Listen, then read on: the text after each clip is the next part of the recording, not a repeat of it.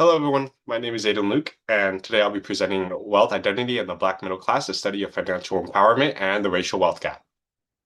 So my presentation today is going to explore how wealth influences identity and the opportunity within Black communities, why financial literacy matters, and how historical structural barriers continue to shape the racial wealth gap within the US today.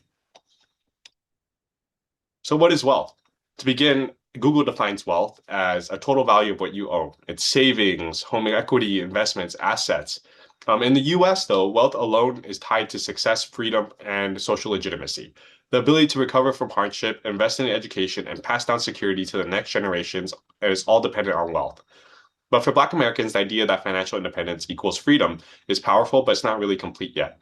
While financial literacy and home ownership have supported a rise in the Black middle class, a lot of long-standing structural inequalities continue to widen this racial wealth gap. So, for one example, in 2016, the median wealth of Black families was about $17,600. For white families, it was $171,000. This gap is a tenfold. It demonstrates that wealth is not distributed evenly and that history continues to shape economic outcomes that we see today. So why does it matter? Well, it matters because it was historically denied to a lot of Black families through a lot of policies like redlining, restricted covenants, and discriminatory lending. These policies, they limited access to the assets that were most responsible for generating a lot of long-term wealth. Wealth also shapes identity and intergenerational opportunities. Families with wealth can afford tutoring, college, safer neighborhoods, and investments. Without wealth, families face a lot of more financial fragility, even with a lot of similar incomes. So yes, individual financial choices, they do matter, but financial literacy alone doesn't overcome a lot of the structural inequalities that are developed into housing, employment, and even credit markets. And this is why Oliver and Shapiro emphasize that the wealth gap alone isn't really just a personal thing, it is institutional. So how wealth became a measure of Black success. So wealth became a measure of Black success because access to assets determined who could advance socially and economically. White families benefited from government-backed home loans, suburban expansion, and a lot of fair lending practices, and these allowed them to accumulate this wealth across multiple generations. Black families, however, they were excluded from these programs. These redlinings denied Black neighborhood mortgages. A lot of homes in the Black communities were undervalued. Access to quality education was severely limited by location and segregation. And this created a racialized wealth structure that strengthened white socioeconomic identity.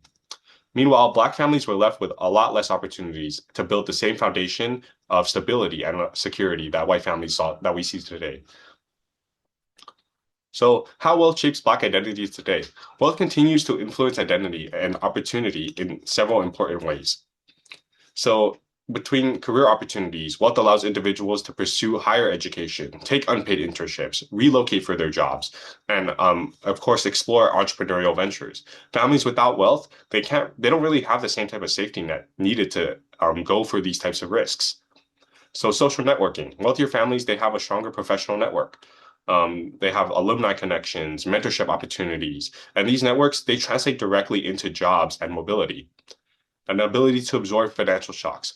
Wealth protects families from emergencies. A medical bill or a job loss is a lot more manageable for a wealthy family, but financially devastating for a family that doesn't have the same amount of income. So access to housing and education. Wealth determines neighborhood quality, school funding, safety, and access to extracurricular resources. And these factors directly play a role in shaping your identity, your confidence, and just your long-term opportunities overall. On the right, we also see structural barriers that continue to limit this wealth building within the Black community. We saw redlining, appraisal discrimination, unequal access to credits, wage inequalities, educational disparities. These barriers, they prove that personal effort alone cannot really solve systematic inequality. So historical roots. So to understand modern financial empowerment, we have to take a look at two contrasting historical philosophies that we studied in class. So it's going to be Booker T. Washington and the Black Panther Party. Booker T. Washington, he really emphasized vocational education, skilled labor, entrepreneurship, personal discipline, and savings. He believed economic success would earn Black Americans respect and security. This framework connects directly to the modern ideas of financial literacy that we have today. So the Black Panther Party. The Panthers argued that individual effort alone wasn't enough when the system itself is unfair. The community, they developed programs for the community, like free breakfast, health clinics, the SAFE program. And these addressed a lot of the structural causes of poverty in those communities. They believe that empowerment must be collective and is rooted in community ownership, not just each individual person's personal achievements. These two perspectives, they highlight individual empowerment and a lot of social and structural reform. They still shape how the Black middle class navigates financial independence to this day. So the two frameworks that shape the Black middle class, we see both historical frameworks influencing financial empowerment till this day. We have people who build personal wealth to rise above barriers. This approach, they really emphasize investing, home ownership, budgeting, and financial literacy. It reflects Washington's belief in self-help, responsibility, and individual progress. However, we have people that challenge the barriers because they understand that wealth alone isn't enough. This approach focuses on confronting a lot of the discriminatory lending, appraisal gaps, wage inequality, and systematic racism. It aligns with the Panthers' call for structural change and community solutions. Together, these frameworks, they show that achieving financial independence, they requires both personal efforts and systematic transformations. Here are my sources. And in conclusion, financial empowerment plays a critical role in shaping people's identity and the opportunity within the Black community. Wealth alone isn't an opportunity to overcome structural inequalities that have been baked and developed in American society for long-term generations. But true economic progress requires a combination of both. It needs individual financial literacy, strategic wealth building, and an active effort to dismantle a lot of the discriminatory systems that we see in our communities today. So only when both sides are addressed can we begin to close this racial wealth gap and redefine economic opportunity for the Black middle class.